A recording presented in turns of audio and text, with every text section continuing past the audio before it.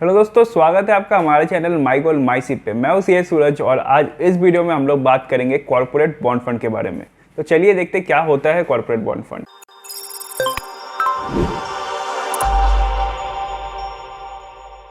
दोस्तों, corporate bond fund को समझने के लिए हमें कॉर्पोरेट बॉन्ड्स को समझना होगा। तो उससे पहले हम लोग एक जनरल डिस्कशन कर लेते हैं। अगर मैं आपसे पूछूं, अगर आपको पैसे चाहिए होंगे तो आप किससे पैसे लोगे, मतलब आप उधार में किससे लोगे? हो सकता है आप बैंक से जाकर पैसे लो या फिर आप अपने रिश्तेदार या फिर अपने दोस्त से पैसे लोगे। तो बैंक आपका क्या चेक करता है? आपका क्रेडिट स्कोर। वैसे ही अगर आप मार्केट से पैसे लेने जाओगे तो आपका रेपुटेशन चेक किया जाएगा कि आप पैसे रिपे कर पाओगे या नहीं।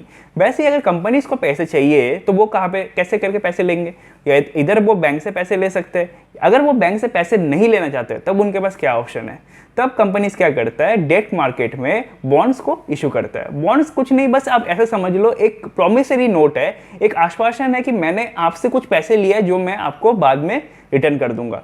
हो सकता है कंपनी ये कह रहा है कि मेरे को आप 5000 करोड़ रुपीस दे दो, मैं 10 साल के बाद ये पैसे आपको रिटर्न कर दूंगा, बदले में मैं आपको सालाना कुछ इंटरेस्ट इस पे देते रहूंगा। हो सकता है 10%, 12%, as per the paper, as per the bond interest rate वो आपको देता रहेगा।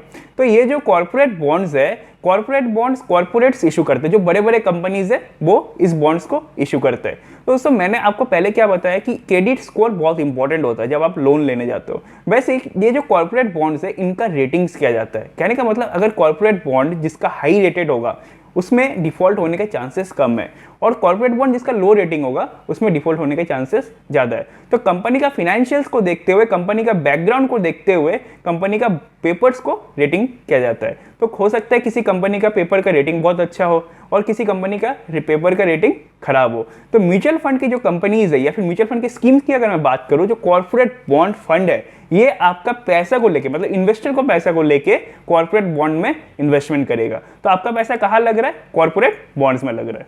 अभी मैं आपको कॉर्पोरेट बॉन्ड फंड्स के बेनिफिट के बारे में बताता हूँ। तो सबसे पहला जो बेनिफिट है वो है हायर रिटर्न्स। तो जब आप कॉर्पोरेट बॉन्ड फंड में इन्वेस्टमेंट कर रहे हो, आप 8 to 10% का रिटर्न एक्सपेक्ट कर सकते हो। 8 to 10% का रिटर्न मैं इसलिए बेटर है क्योंकि आपको एफडी में से 5 to 6% का रिटर्न ही मिलता है। In that comparison corporate bond fund आपके लिए एक बेटर ऑल्टरनेटिव है।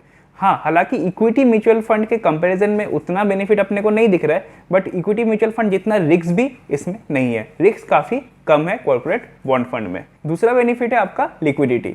तो आप फंड में कभी भी इन्वेस्टमेंट कर सकते हो और पैसे कभी भी निकाल सकते हो। तो म्यूचुअल फंड का यही खूबसूरती है कि आप स्कीम में कभी भी एंटर कर सकते हो और कभी भी उससे एग्जिट कर सकते हो। तो कॉर्पोरेट बॉन्ड फंड में भी आपको ये फ्लेक्सिबिलिटी मिल जाता है। थर्ड इज आपका सिक्योरिटी। जो कॉर्पोरेट बॉन्ड फंड होता है, जो ये जो बॉन्ड है, ये बॉन्ड क्या है एक्चुअल में? बॉन्ड आपका एक लाइबिलिटी है, कंपनी के लिए लाइबिलिटी है कि उनको ये पैसा चुकाना है। तो इक्विटी के कंपैरिजन में काफ़ी बेटर सिक्योरिटी इसमें रहता है, क्योंकि मान लो अगर कभी वो कंपनी बैंक करप्ट हो जाए तो आपका जो क्लेम है वो पहले सेटलमेंट किया जाएगा। कहने का मतलब जो डेट पार्ट होता है, जो लाइबिलिटीज होता है कंपनी का, वो पहले सेटल किया जाता है उनके इक्विटी शेयर होल्डर, मतलब जो शेयर होल्डर्स है उनको देने से पहले, उनको हिस्सा मिलने से पहले आपको उसमें क्लेम मिलेगा। तो अभी हम लोग देखते हैं कि कॉर्पोरेट बॉन्ड फंड का क्या पोजीशन रहा है एज ऑन 31 जुलाई 2021। तो कॉर्पोरेट बॉन्ड फंड का जो AUM साइज रहा है that is 1,58,926 crore as on 31 जुलाई 2021। और अगर मैं आपको टॉप फंड हाउसेस के बारे में बताऊं जिनका हाईएस्ट AUM रहा है on the basis of AUM, तो SBI म्यूचुअल फंड का सबसे हाईएस्ट AUM रहा है, followed by HDFC, Aditya Birla, IDFC and ICICI prudential mutual fund. और स्कीम वाइज अगर मैं आपको टॉप परफॉर्मर के बारे में बताऊं, जो 3 इयर्स का ड्यूरेशन में टॉप परफॉर्मर रहा है L&T AAA बॉन्ड फंड, जिसने रिटर्न दिया है 10.1% इन ए ड्यूरेशन ऑफ 3 इयर्स। दोस्तों, क्योंकि कॉर्पोरेट बॉन्ड फंड एक डेट फंड है तो इसका जो टैक्स ट्रीटमेंट होगा वो डेट फंड के हिसाब से होगा।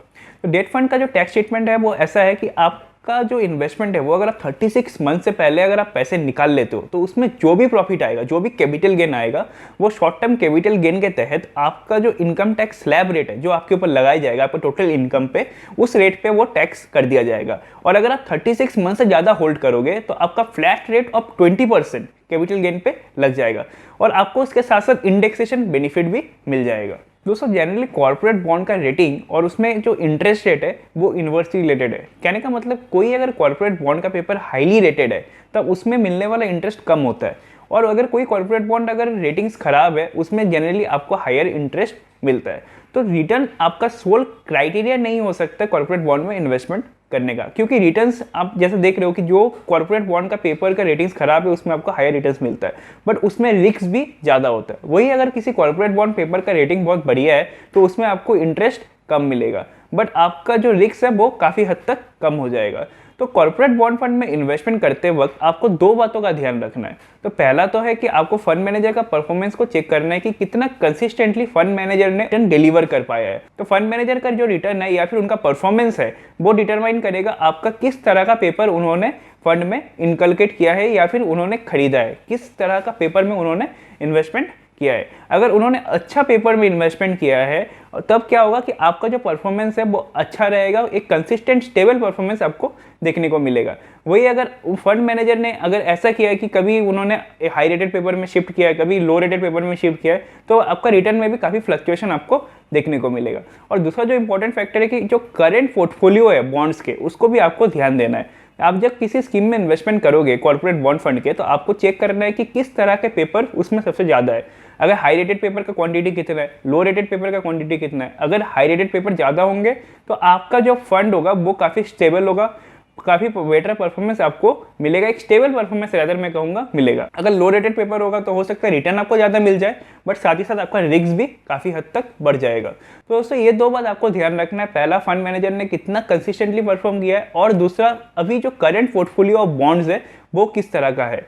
तो दोस्तों मैंने आपको कॉर्पोरेट बॉन्ड फंड के बारे में बताया। अगर अभी भी आपके मन में कोई क्वेरीज है तो आप उसे कमेंट कर सकते हो। अगर आपको ये वीडियो अच्छा लगा तो उसे जरूर लाइक करिए, शेयर करिए अपने दोस्तों के साथ, और हमारे चैनल को डेफिनेटली सब्सक्राइब करिए।